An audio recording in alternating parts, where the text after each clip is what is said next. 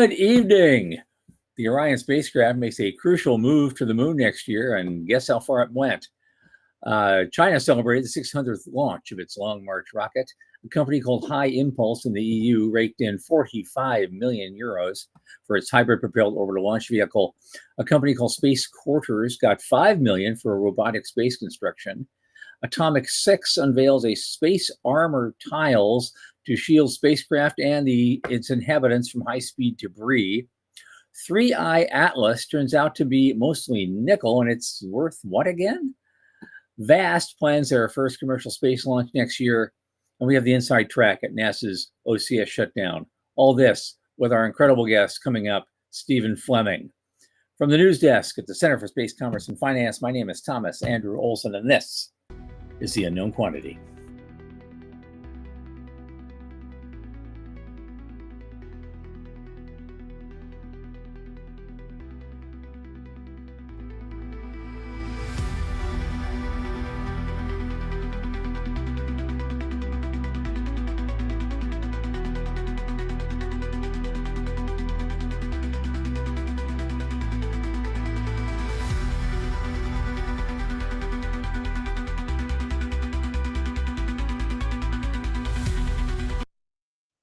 Yeah, before I continue on, I just wanted to let you know, as many of you, as many millions of companies out there understand, we've had some outage issues with AWS and our hosting servers. So if something happens, we get cut out, please bear with us because we're trying to get through that as best we can, as well as, everyone else in the world.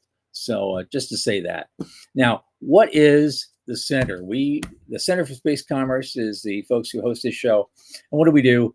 We champion and strengthen emerging space startups and space-adjacent enterprises worldwide through advisory, access, and advocacy. Our pitch events and world-class boot camps fortify startups to be better investor-ready. Now, a lot of our work, especially this podcast, is supported by our listeners and fans like you. So if you just go to cscf.space/support and click that plain as day donate button, well, a little in the tip jar each month makes a big difference. And now my oldest space friend, Michael Lane, is with us. He is back from carving a totem pole. It's very long and very skinny, and it goes really, really high. Michael, join us, please. Hey, how's things? Just when you think I can't come up with another off the wall religious reference, I do it again. No, that's good. That's good. I like that. Thanks. I got a million of them. Yeah, no, it's good. It's super fun. I was describing to somebody the other day how I was a cult leader, and I needed to kind of explain that a little bit, and it makes me smile. It makes me laugh. So it's good. It's good. Well, I wouldn't do it if you took it personally, but it's we've known each other way too long for that. There's that's the thing, is that I'm not the only cult leader in the sector, right? I mean, right. There's Bob Zubrin, there's Rick Tomlinson. I mean, there's some cult of personalities in this field. Absolutely. And you kind of need to be, right? If you are going to sometime push forward on an outlandish idea, and we're going to talk about some outlandish ideas this evening. Love it. If you're going to push forward that, you have to have the conviction to move forward with your idea. Otherwise, you're not going to accomplish it. So, yeah, there's some cool guys, and you're one of them, right? Like take a bow. You've pushed your own crazy ideas at times. Well, but I'm not a cult leader. I'm more like the Oracle of Delphi. It's or Cassandra. More like Cassandra, I think. It's like, yeah, I know what's going to happen, and no one will listen to me. No one will listen. One of the reasons why this show is called The Unknown Quantity, right? That's exactly right. We know it's happening. All right. Yep. Let's jump into, by the way, Jason's posted. Jason's here. Yeah, making his own totem jokes. Yep. Yeah. And by the way, you totally missed our show on Thursday. So it was a good show. So I hope you caught it on the podcast. Aiden, always nice to see you. Thanks. And then, of course, Morty, which I still owe a phone call to, and I promise I will get to it. I promise. Bad Michael. When, Bad, but, that, bad Michael. yeah, exactly. Shame. All right. Shame. I just want to know one thing. You can Yeah. just say yes or no. Did you have some good news or not so good news on Friday? Hold on, guys. TBD? I am having that problem again with my sound. Let me Okay. get back to you. I'll be back in Okay. a tick. All right. All right. I'm going to jump into the Start the news. news. I'm going to jump into the news. All righty. I can't hear a thing. That's the problem. Okay. All right. I'm going to take the news. I love live programming. A long time ago, we made the decision that we could do this live or Memorex. If any of you, half of our audience is not old enough to know that joke. But yeah, we're gonna do it live. We learn it live, and it's fun. All right. Let us jump into some of the news. Talk about cult leaders here. Have you heard that there's a new comet out in the world? Out in the solar system. It is an interstellar comet, which has gotten a lot of attention. It's only the third one that we've identified. It is pretty interesting, and if you read anything on the net about it, there's some strange anomalies. Whatever you were doing, Is it working? Does it sound better? No. I could hear you perfectly, and so could Jason. But what you're doing now, it's just non-stop background. Yep, that's better. Yep. Okay, can you hear us? Yeah, I can hear you fine. I'm just going on my Okay. other computer. This thing is. Okay, we can hear you, so I'm just going to keep going with the news. You sound fine on my end.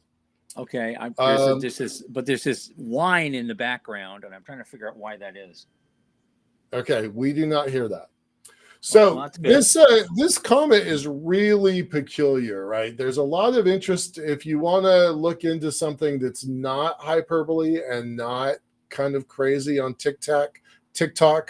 There's a lot of folks making a lot of money on hype around this thing. So I would ignore most of the stuff you see on YouTube and TikTok.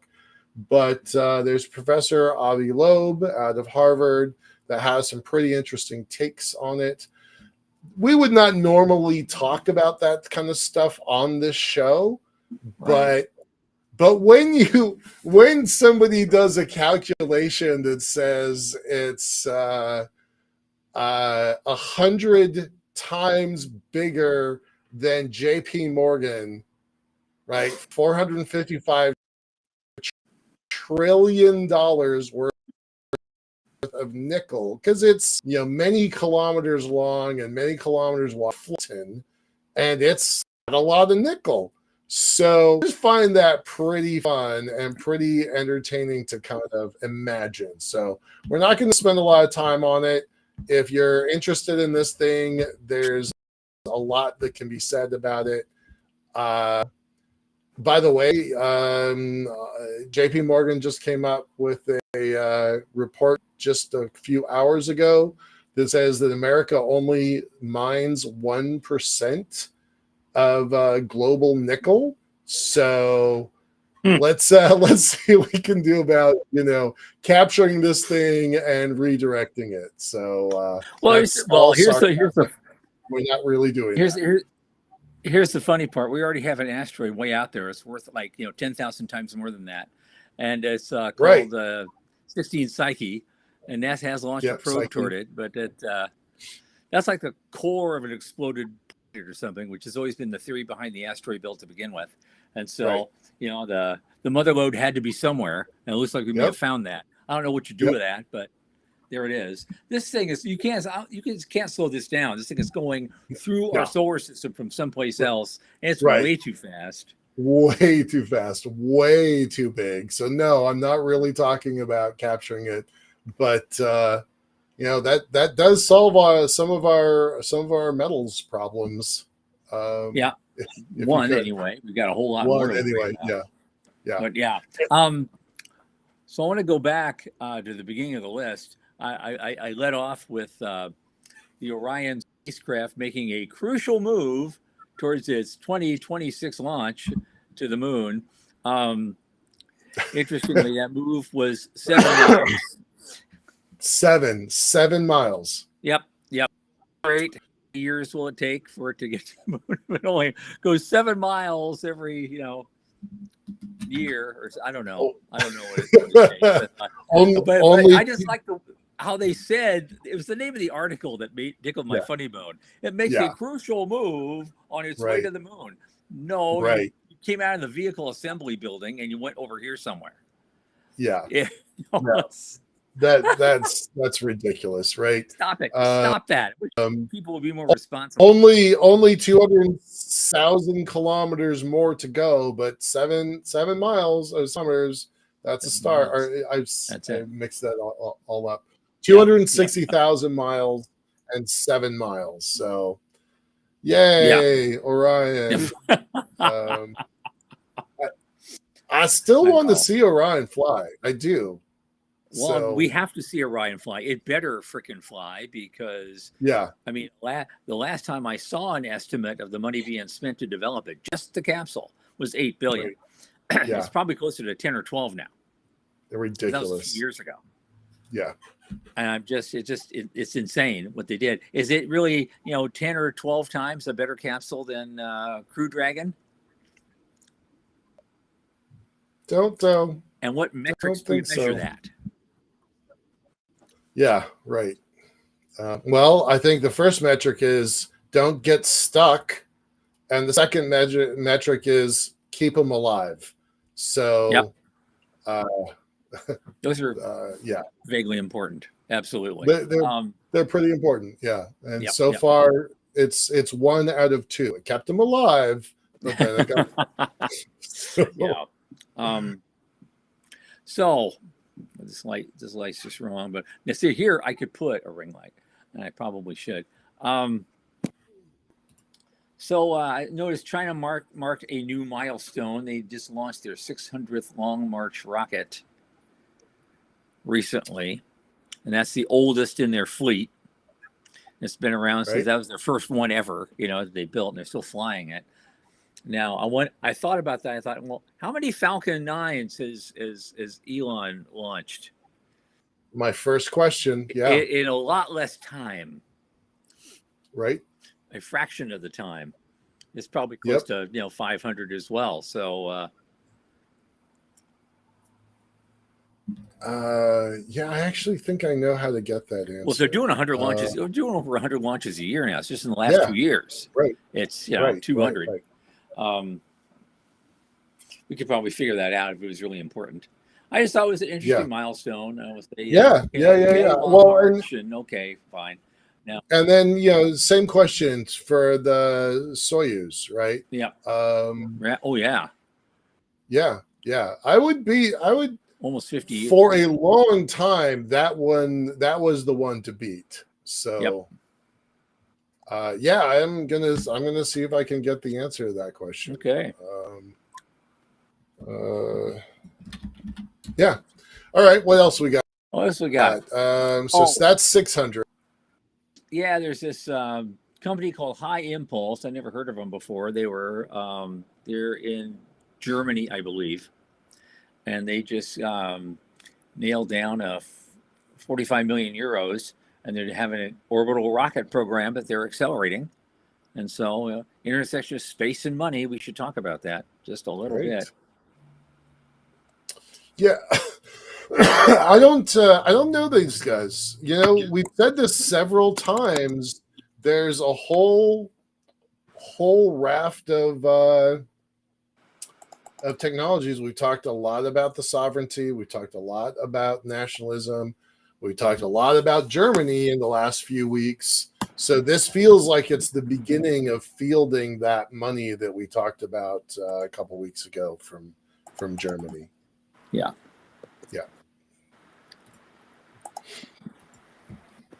I'm rebuilding everything on this other computer. I have all these links, and they were all on the other one. Oh, right. You know, there we go. So they had a so they had a 15 million euro Series A equity round, and that was led by Campus Founders Ventures. And then it got an additional 30 million in, ready for it, public financing. Yep. We don't really do that the same. Well, we do it, but we don't do it the same way. We actually, we give them contracts. Yeah, but they just announced that $40 billion for 5 years Yes. fund. That's I think that's what they're talking about, public finance money. Yeah, it could be. That could be. But High Impulse has been around since 2018, and this and they've so far, including the current closure, they've raised about 74 million total. Yeah, that's cool. Let's see. Cool. Actually, it says right here. So, Campus Founders Ventures led the equity round, joined by Atlantic, GIMIC, Global Resilience Innovation Fund, something in German I can't pronounce, Startup BW Innovation Funds, and another thing in German I can't pronounce. I don't know if that new 41 billion has anything to do with any of those smaller groups, but no. But they're definitely going in the right direction, because one of the guys there, co-founder, said that Europe does not have its own access to space, and they're going to accelerate the commercialization of their orbital rockets. So everybody's on the move to become more competitive and independent. Awesome. Love it. By the way, I just punched that question into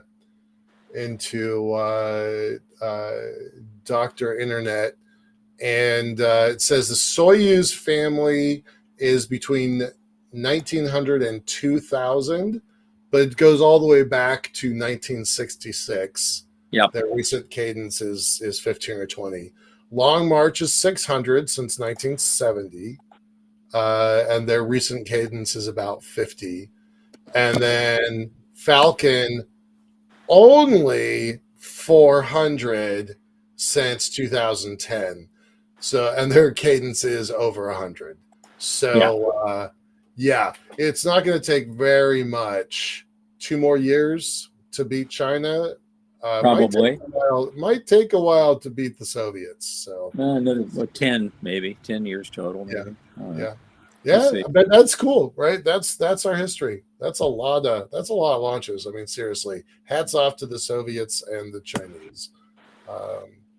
Yeah. All right, what else we got? Okay, Atomic 6. Oh, right, armor. I'm a big fan of space armor, right? In my early days working on the Earth space elevator, there was a lot of questions about how many hits can we take? Can we protect? There's one particular region that had a lot of potential impacts in that, 300, 400 kilometer, 500 kilometer zone, that 200 kilometer zone up there had a lot of orbital debris. Now, I have lost track of that. I don't know if those are still the high impact sites.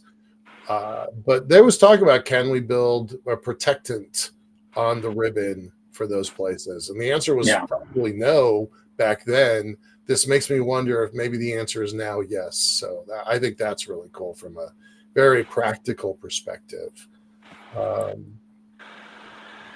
And what is this stuff made out of? Carbon. Advanced composites. Right? Carbon. Yep. Yep. Yeah, I think that's pretty neat. Successfully halted projectiles exceeding 7 kilometers per second without generating harmful fragments. I don't know how they did that, but that is badass. That is super cool.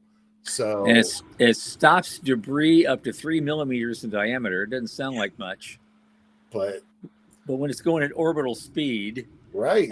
and that's 90% of all low Earth orbit debris. And Mm-hmm. then their max armor will withstand impacts up to 12.5 millimeters. Bonkers. That That's is huge. absolutely bonkers. Yeah. Um, I didn't see in here where these folks were.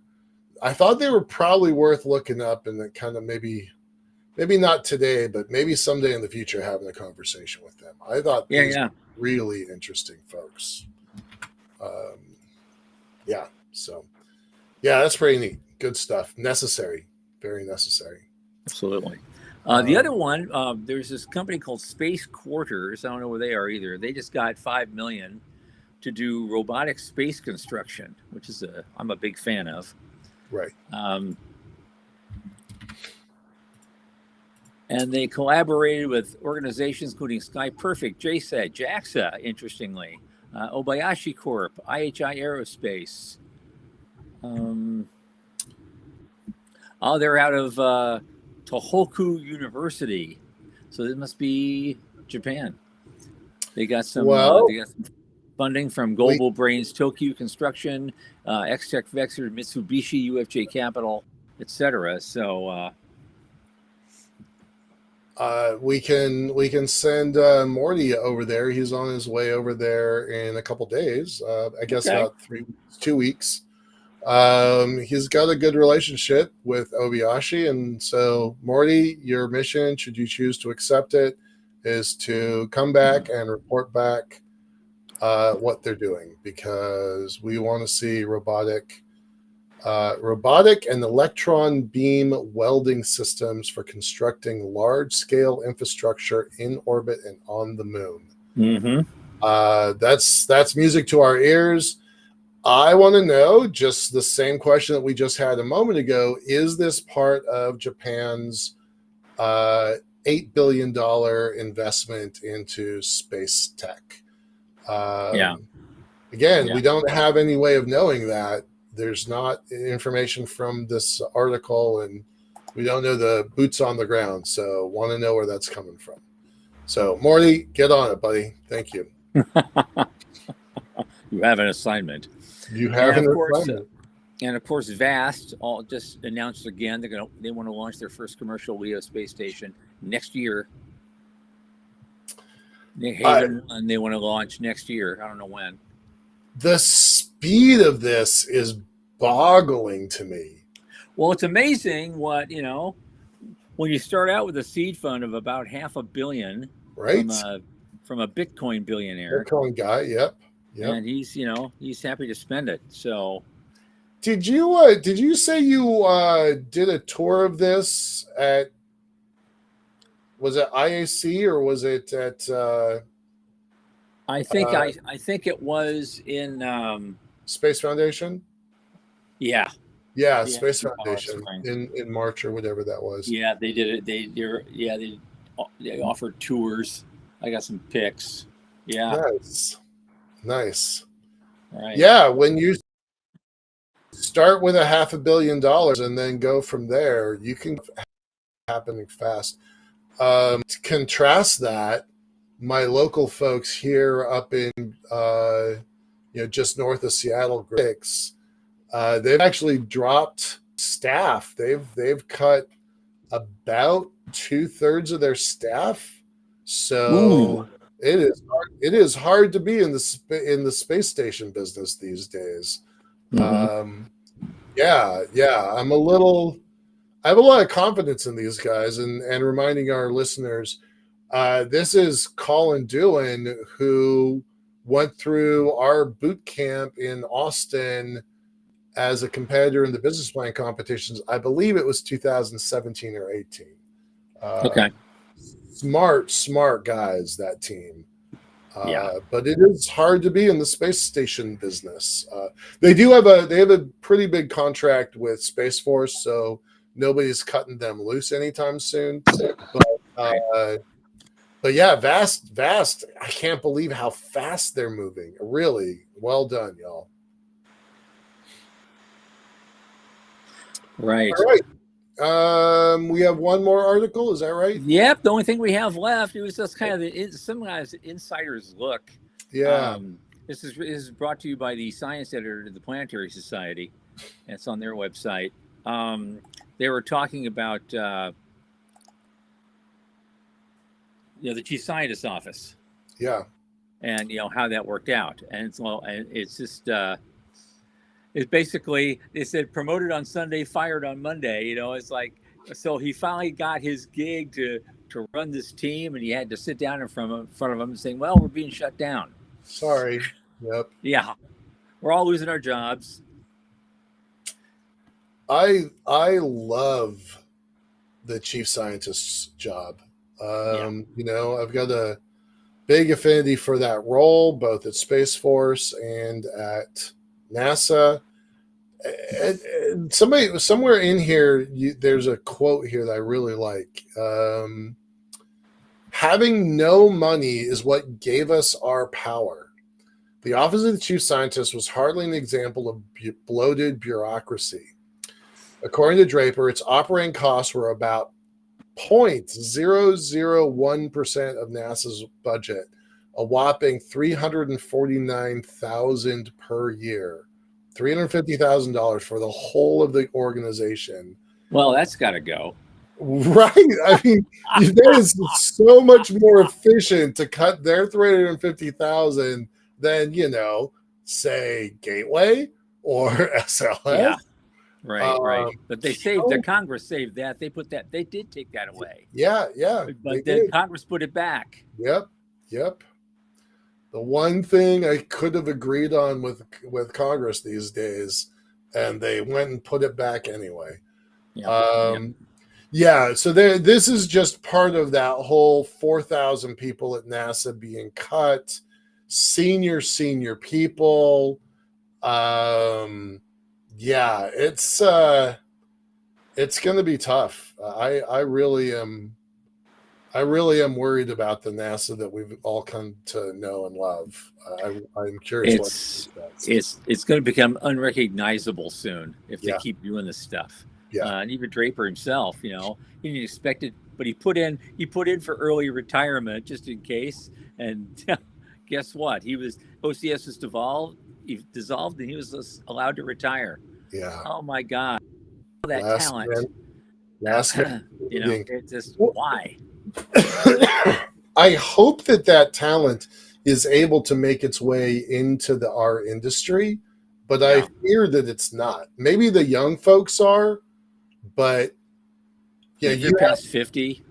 Well, you have to be a Blue or a SpaceX if you're going to pull in the Jim Greens and the Gerstenmeyers of the world, right? Because they are worth a pretty penny, and small companies can't afford to pick them up.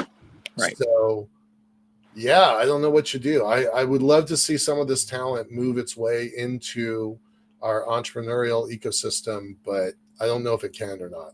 So, yeah, I certainly couldn't afford somebody like this. I would put the whole team on my payroll if I could, but I can't. Right? But I can't. Right.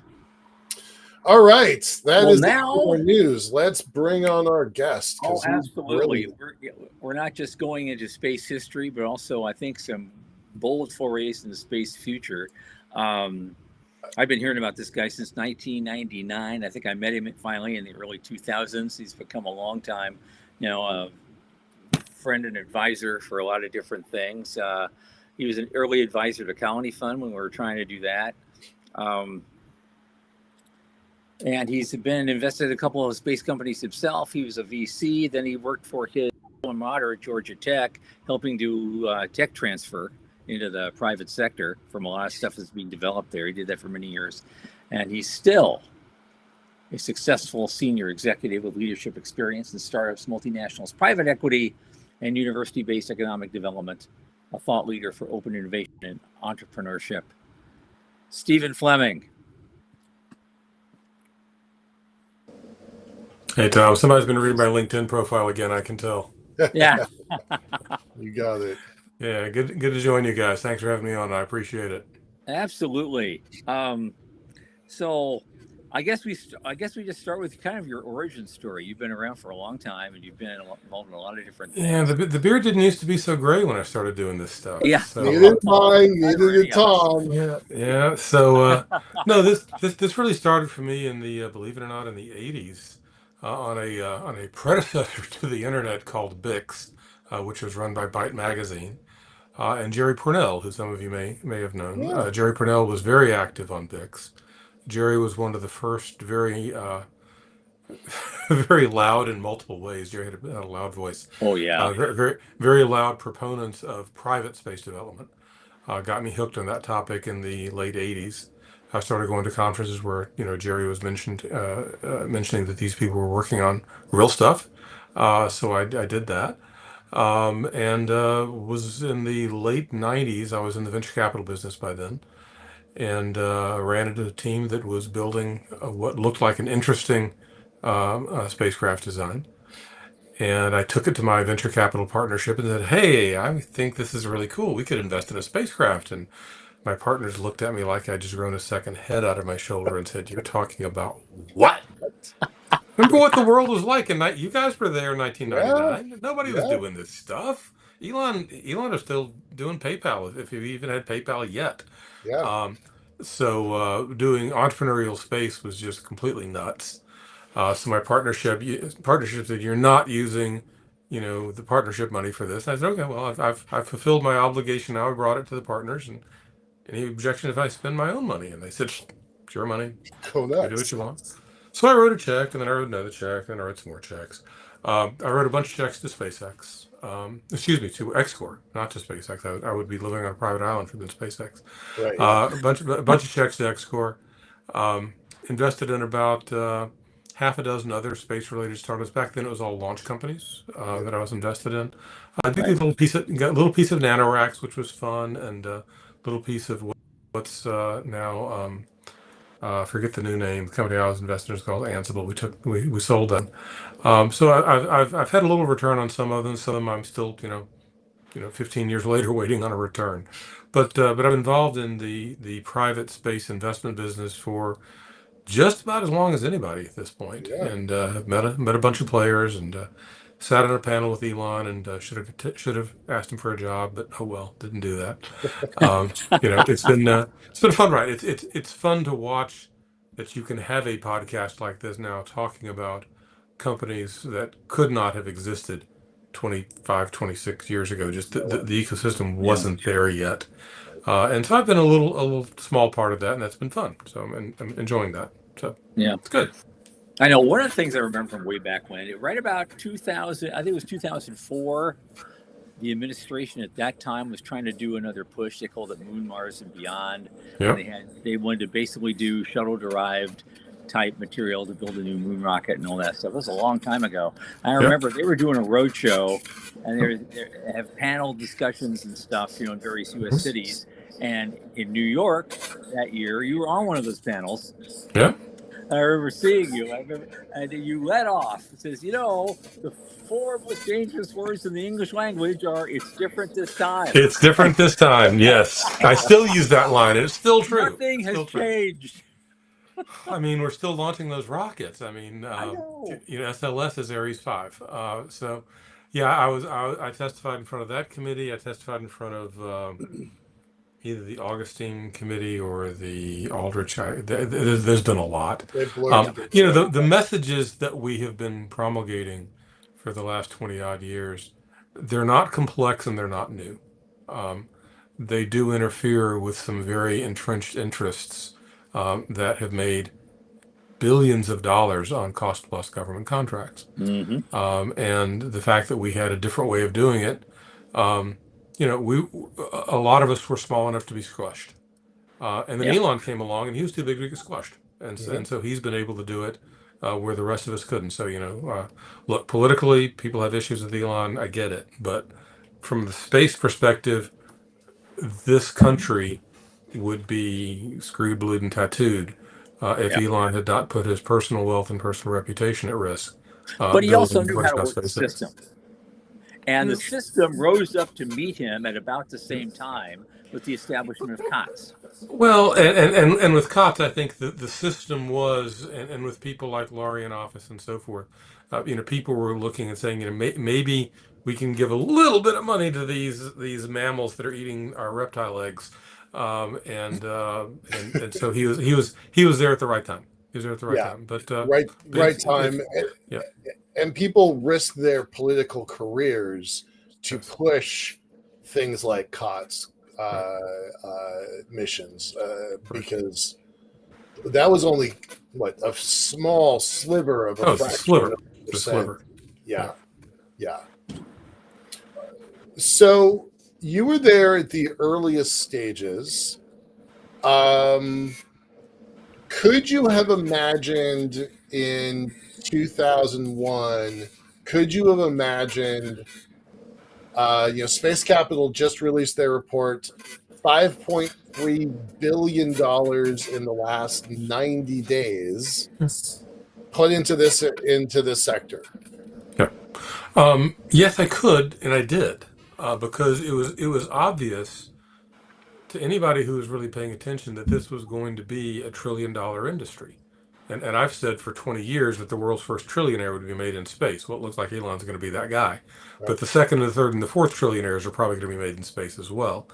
So yes, there's an enormous appetite for capital among these companies. There's an enormous demand for risk capital, for individuals, for talent. We need everything to. It's like Henry Ford building the automobile business. I mean, it'll consume all the capital there is. But the payback's going to be enormous, so yeah, it was always a matter of time. We could have been doing this in 1978. We could have been doing this in 1988. We could have been doing this in 1998. It turned out we're not doing it until the 2018, 2020s. So we're one of the slides that I use in my presentations is a picture of Charlton Heston. We're walking through the desert. And the Ten Commandments, and I'm saying, even Moses only had to wander in circles for 40 years, and every year I increment my chart, and right now we're at 53 years since we've gone anywhere except going in circles around the Earth. Right. And it looks like we're going to get to the moon next year, at least around the moon again. We'll land on the moon in a few years. We'll land on Mars in a few years. But oh my God, my generation. I'm 63 years old. My generation got screwed. I mean, the stuff that we should have been doing, we got to sit on the sidelines. Yep. And now I'm hoping that the kids who are coming up these days are going to get a chance to do the stuff that we dreamt of. Yeah. I've written about that a lot. It's like a whole promise of an entire generation was lost. It should have been focused on space. We were the children of Apollo, who later became the orphans of Apollo. Right. Orphans of Apollo. That's us. And what basically happened, we focused inward. I want to make sure we went to the tech sector. I want to make sure we had today if we'd actually gone to Mars when we were supposed to. Right. Absolutely. I want to make sure that our audience understands the reference that us three graybeards take for granted. But Orphans of Apollo is a very worthwhile movie, worth watching. Yes. It was an interesting segment in our history that has been, by and large, ignored or forgotten, or some people just never knew of that at all. But it was kind of core to the three of us. Like, we know that story. We know the people. We know what happened then. And it's for the folks that are not, in their end of their 50s, early 60s, middle 70s, it's a story worth knowing. So go check out Orphans of Apollo as just one story, but it also informs where we're coming from. Right. It was the commercial development and contractual takeover of the Soviet space station Mir, right. And no one knows about that, but that's where the Orphans of Apollo phrase comes from, and we all feel it. Like, we feel it. It's an emotional thing, and I've told people I've invested in now over a dozen space startups. I helped put together Space Angels Network. I now run the Arizona Space Business Roundtable, and I tell people some of these decisions that I'm making there's an emotional component to them. I mean, Right. I could have just bought more Nvidia stock, but Right. this needs to be done. This needs to be done, and I'm glad that I'm at the tail end of being able to help with it a little bit, because we waited a long time for Mhm. this moment to happen. Yeah. Yeah. Yeah. So talk about the Arizona ecosystem, because I don't know anything about it. I suspect most Well, people that's why I don't. moved. I was at Georgia Tech. I love Georgia Tech. I'm from Atlanta, and I bleed white and gold. By the way, Georgia Tech is 7-0 in football right now, for the first time since 1966. I got to point that out. Uh, so just got to mention that. But I came out here to University of Arizona because there is a very active space community dating back, really, to the NACA days, which it was the predecessor to NASA in the late 50s. There's been an active space ecosystem here, helping to map the moon for the Apollo missions, and doing spy satellites back when they couldn't talk about them, stuff like that. And so when I had the opportunity to move out here, I started meeting a lot of really interesting startup companies. Now, some of them came out of NASA missions. The most recent, of course, OSIRIS-REx went out and got a chunk of asteroid and brought it back. That was managed, mission control for that was on this campus. The Phoenix lander, Mars lander, the one that went to the ice caps, that was managed from this campus. Cool. Neo Surveyor is where the science lead. That's going to find all the Earth-crossing asteroids here in a couple of years. So there's a long history of NASA activity, but there's private activity in Arizona going back to Biosphere 2. And Yeah. Biosphere 2 is sometimes kind of a punchline, but I mean they did and are still to this day doing some amazing science on the life support necessary Really, truly. for lunar colonies, Martian colonies, orbital habitats, whatever. And while we're going through the news, I just went through a list here of so Paragon actually, as a company, is 30 years old. It was spun out of Biosphere 2. Love But Paragon. you look at companies that are here, and I'm just going to read them. They're not even alphabetized. Lunasonde, Phantom, Freefall, Paramium, Rosatics, Worldview, Black Star Orbital, Electric Sky. We just sold Geos to Rocket Lab, so Rocket Lab's going to have an operation here in Tucson. A little further afield, up in the Phoenix area, Kinetics just got sold to Intuitive Machines, so they've got a bunch of people in Phoenix area now. Virgin Galactic, Catalyst, and then I always have to finish by mentioning Raytheon, which the chief engineer of Raytheon says, we put more stuff in space than anybody else, that just doesn't stay there very long. But the SM-3, Right. the SM-3 is a ballistic. It goes past the von Karman line. It's a space vehicle. Yeah. So there is an awful lot of activity in Arizona, building hardware and software, going into space. And one of the things that I discovered when I got here in Tucson is that a lot of these were siloed, because frequently they're on separate contracts and separate Mhm. agencies and what have you. And they weren't cross-fertilizing nearly as much as I thought they should. And so, a great thing about being a public research university, especially a tier one public research university, is you can invite people to show up, and they'll show up. Yeah, And so I sure. started holding events, saying, come, let's talk to each other. And we just hit 8 years in September. For Right. 8 years, every month. Now, COVID, we had to do it virtually, of course, but Right. except for COVID, every month we've gotten a room full of people together, either here or in Tempe at ASU or up at Flagstaff, and talked about the business of space. And as I say, there's an infinite number of places in this state where you can talk about the science of Right. space. There wasn't anybody talking about the business of space, and that's what I've been trying to do. We've made some deals happen. We've seen some investments happen. We've seen people get jobs. We're lubricating the gears in the ecosystem. So it's working. It's working. Yeah. Brilliant. Brilliant. Yeah. Yeah. Well, I know Electric Sky, certainly. I know a few of those companies. Yeah. Yeah. So some of those companies, more people are going to hear of some of these companies soon. So yeah, it's an exciting time. It's an exciting time. Yeah. Yeah. Yeah. Yeah. Let's back up a step, because you spent a lot of time at Georgia Tech basically commercializing stuff that's being developed at the Right. academic level. Right. How was that experience? What'd you end up doing? Oh, well, we had a great time. Had an organization which went everywhere from, undergraduates up through, tenured professors, looking at doing startups. And I'd been coming out of the venture capital world, so I knew a little bit about startups. I usually would tell the entrepreneurs, I don't know the right answer to your question, but I certainly know a whole bunch of wrong answers. And if I can help you avoid the wrong answers, that's worth something. Um, Wound up building the largest university incubator in the country, Oh, really in the world if you do legit yeah, ones, because China does weird stuff. right. But we helped put together a National Science Foundation program called I-Corps for the Innovation Corps, which helps professors and graduate students all around the country now raise venture capital for their startups. So we helped create that program, and several of our companies went through that. Um, we had some great companies launched out of our commercialization program. One of them that was launched in my conference room is now a unicorn. It's worth over $1 billion. That's called Pindrop Security Systems. Um, Overall, the last time I paid attention, which admittedly was 8 years ago, because I moved out here 8 years ago, 9 years ago now. We had created 10,000 jobs and millions of dollars in tax revenues from those jobs. And as a public institution, I used to say I only got to meet with the governor a couple times a year, and I could only get his attention on two numbers, and one of them was job creation, and the other didn't matter.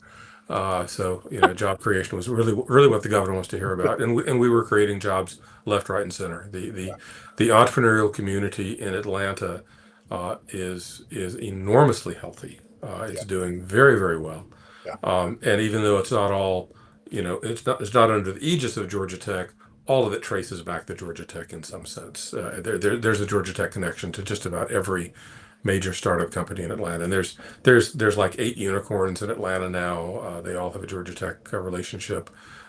There's Mailchimp sold to Intuit for over $1 billion. They run our campus. I mean, it was a great program. It still is. I'm still in touch with those folks.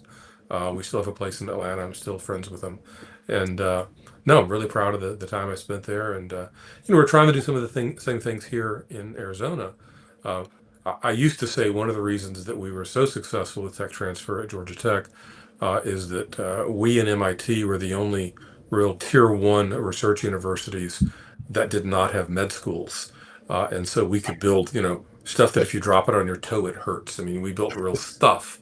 right. Um, and so for my sins, I came out here to University of Arizona, which has two med schools. Uh, so a lot of the tech transfer activity at University of Arizona is biotech, is medically related, which is not Yeah. my field at all. I, Right. I, I can't add any value there. But there's enough in electrical engineering, in physics, and optics. We have an enormously successful optics program going back to the 60s. There's enough stuff where I can add some value that we've been having fun here as well. Okay. I was going to bring up this because you're working with a lot of the private companies out there, and you've got a business roundtable, you say, going on, and so I sense that you're helping develop a pretty good sense of community amongst the entrepreneurial community out there. Mhm. It's something I ask about this because it's something that's sadly lacking here in Florida. And Colorado seems to do a good job. Texas seems to do a good job. Uh, and now, according to you, Arizona is also doing a great job. What's the We're, common denominator Yeah, behind? we're doing better. You mentioned Florida. There was a period there back when I was a working VC, so it had to be 25 years ago now, where the president of the Florida Venture Capital Association lived in Atlanta Okay. because Oh, there were like six different technology centers in Florida. There was obviously Gainesville with the university. There was the Hmm. Space Coast. There was Fort Lauderdale, Miami. There's what's happening out in Tampa, St. Pete. There were all these little centers, and they hated each other. yeah. And so, and they wouldn't cooperate. And so, like, the folks in Miami wouldn't vote for somebody from Melbourne, and the folks in Melbourne wouldn't vote for somebody, from Gainesville. But they could all agree that, oh, the guy from Atlanta, he's okay, he's cool. He's Um, okay. so yeah, that sort of fragmentation is dangerous. These communities, these proto communities, are not big enough that you can afford to have that sort of fragmentation. And so, luckily here in Arizona, yes, we fight each other on the football field. Once a year we have the rivalry, and people, make, all sorts of jokes about Arizona State and University of Arizona. But other than sporting activities, we actually do work really well together, and we do a lot of cooperation together. And the companies that have spun out are getting talent because we don't graduate enough engineers and scientists from both universities combined to handle the demand. Raytheon, for example, Wow. uh, Ra- Raytheon has open recs right now for 2,000 engineers in Tucson. And when they fill those, their projection is they will have open recs for 1,000 new positions every year forever. Yep. Seattle's in the same Jesus. boat. It's not And they one. pay you really, yeah, they pay you really well. They're good jobs, they're good wages. And if you're a startup, you're trying to get talent, and it's like, well, yeah, but Raytheon's going to give me X, Y, and Z. Right. So yeah, there's simply not enough room to be fragmented. We really have to pull together, and I'd say Arizona's done a pretty good job of that so far. We've only got about 7 minutes here. Okay. I don't want to miss the conversation about Interstellar. We only Yeah. touched on that just Yeah, for a I moment. just got back from that. So I've for several years now, I've been on the board of the Interstellar Research Group. I'm actually the guy who renamed it because it was the Tennessee Valley Interstellar Workshop. And when we brought it out here to Tucson, my boss said, I'm going to be damned if I'm going to sponsor something called the Tennessee Valley Interstellar Workshop in Arizona. So we renamed it Interstellar Research Group. We've been in Wichita, we've been in Tucson, we've been in Montreal, and just last week we were in Austin, Texas. We're going to be in Atlanta in 2027. I just got to announce that on Wednesday. Cool. This is every 2 years in the U.S. We do the odd numbered years in the U.S., even numbered years are in Europe or elsewhere. Um, but we get together the people who are serious about building interstellar technology. And yes, it's early. I mean, God knows it's early. I'm not going to get to go. My kid's not going to get to go. My grandkid probably doesn't get to go. Maybe her kids get to go. Um, but somebody has to start building this stuff. And what we're learning is that if you actually go back to fundamental principles, there are propulsion methodologies which are not just building rockets and not just wishing we had antimatter, which actually could build outer planet missions, Kuiper Belt missions, Oort cloud missions, and eventually interstellar missions, using non-obvious and non-standard means of propulsion. It's not the ones it's not warp drive. It's not new physics. It's using existing physics. And basically what it is you either are using the interstellar medium itself as a source of propulsive energy, or you preload, you put a railroad track of pellets out there that your spaceship eats, and you propel it that way. But you're not trying to take everything with you on the same voyage. And yes, that looks really promising. And so, one of the things we're talking about is, what would it take to put an orbiter around Neptune? Not a flyby like the New Horizons, where you get 15 minutes of pictures, then And, you're gone. and what was your time horizon for that? We think you could probably put an orbiter around Neptune in about a year from launch. Um, so these are electromagnetic propulsion systems. Yeah. Mhm. Um, the challenge is you can't test them in low Earth orbit. You got to be outside the Van Allen belts where you flip the switch. So Okay. you need a deep space mission to test them. Okay. But that's becoming less unlikely. I mean, look, Falcon 9 can do deep space missions. Right. I was just So gonna say we've got. I know folks here in Seattle that are aiming for Venus missions. yeah, Venus missions, Yeah. and private And Mars tons of missions, and we can stuff talk about going them. to the Lagrange point. Yeah. We'd So be so happy to host your research at right. L1. So we're looking at ways. Obviously, we'd love to get NASA money, but NASA has its issues right now. One of the things we're looking at is these numbers for the prices for these missions are getting to the point where you could see a private foundation actually being able to finance some of these missions. Now they're not going to have an economic return. I mean that's a whole other business, and I can talk my ears off about that if we had time. Um, but this would be scientific missions to the outer planets, to the solar focus. If people don't know, the sun makes an enormous telescope lens at about 550 AU, and you can sit there and you could basically raster scan a planet and pixelize it and be be looking at weather patterns on planets around other stars, exoplanets. There's things you can do in the Kuiper Belt. There's things you can do in the Oort cloud. So these are missions that don't require going interstellar. They don't require ridiculous travel times, but they get the technology working so that we're ready for that, and so that at some point, and the number we've been throwing around is about 50 years after everybody stops giggling, and Michael, you'll recognize that phrase. I do. That's Uh, a Arthur Clarke quote. 50 years after everyone stops giggling, we could probably launch a robotic interstellar mission using existing technology, no warp drives, and you'd get data back in about 30 years. So, if a kid's born today, toward the end of that kid's lifetime, that kid could be seeing data coming back from Alpha Centauri. That's becoming plausible enough that it's worth me spending some of my remaining time on trying to make that happen. And in our remaining time, give us your 5-year predictions and your 25-year predictions. 5 years is going to be rough. We've got a rough time coming ahead of us. China will get to the moon. You got 2 minutes. China will get to the moon, and it's going to upset a lot of people. I don't care if China gets there first. I want us to get there best.